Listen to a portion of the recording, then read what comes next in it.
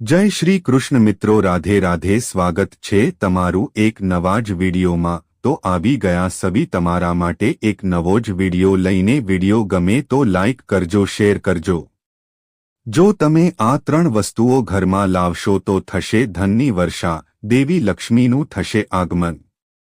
દરેક લોકોને જીવન નિર્વાહ માટે પૈસાની જરૂર હોય છે।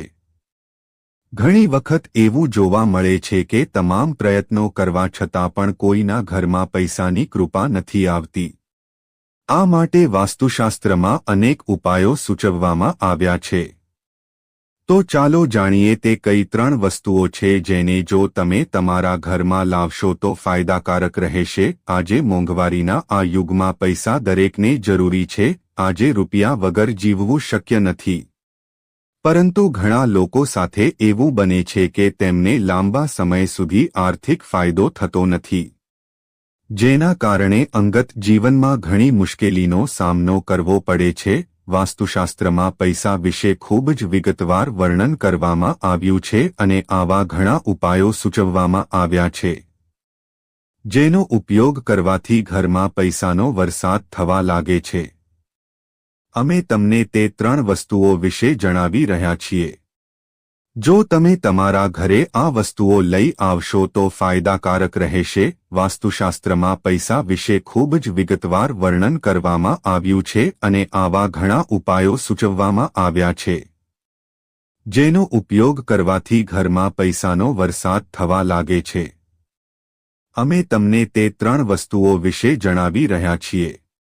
જો તમે તમારા ઘરે આ વસ્તુઓ લઈ આવશો તો ફાયદાકારક રહેશે, પરંતુ તે પહેલાં તમે પણ ઈચ્છતા હોય માતા લક્ષ્મીના આશીર્વાદ તમારા ઉપર પણ બન્યા રહે તો વિડીયોને એક લાઇક કરીને કમેન્ટ બોક્સમાં જય લક્ષ્મી માતા અવશ્ય લખજો। અને હા, અમારી ચેનલ શ્રેષ્ઠ વાતો પર નવા હોવ તો ચેનલને સબસ્ક્રાઇબ કરવાનું ભૂલશો નહીં। તો હવે વિડીયોની શરૂઆત કરીએ જરા પણ મોડું કર્યા વિના।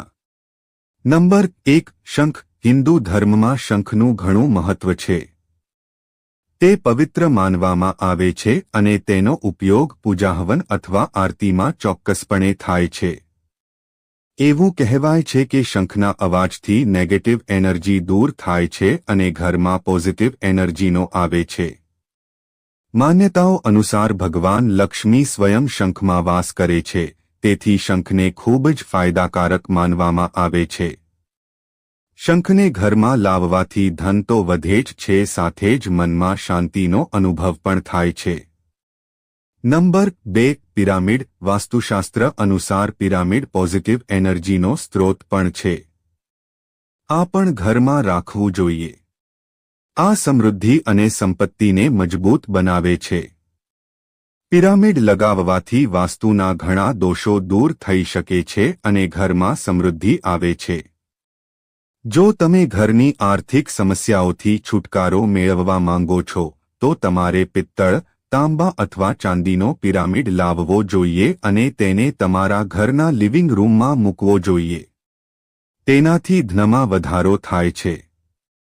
નંબર 3, કોડી। કોડીને પૂજા ઘરોમાં એટલે કે મંદિરમાં રાખવામાં આવે છે અને તેને ખૂબ જ શુભ પણ માનવામાં આવે છે।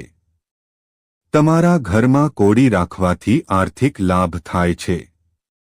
હિન્દુ માન્યતાઓ અનુસાર દેવી લક્ષ્મી કોડીમાં નિવાસ કરે છે, તેથી માતા લક્ષ્મીની પૂજા કરતી વખતે વ્યક્તિએ પોતાની સાથે કોડી રાખવી જોઈએ। આમ કરવાથી આર્થિક સમસ્યાઓ દૂર થાય છે।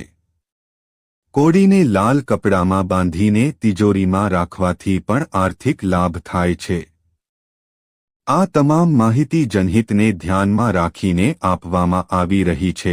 તમારી આસ્થા અને જ્યોતિષ અને ધર્મના ઉપાયો અને સલાહ અજમાવો। વિડિયો હેતુ ફક્ત તમને વધુ સારી સલાહ આપવાનો છે।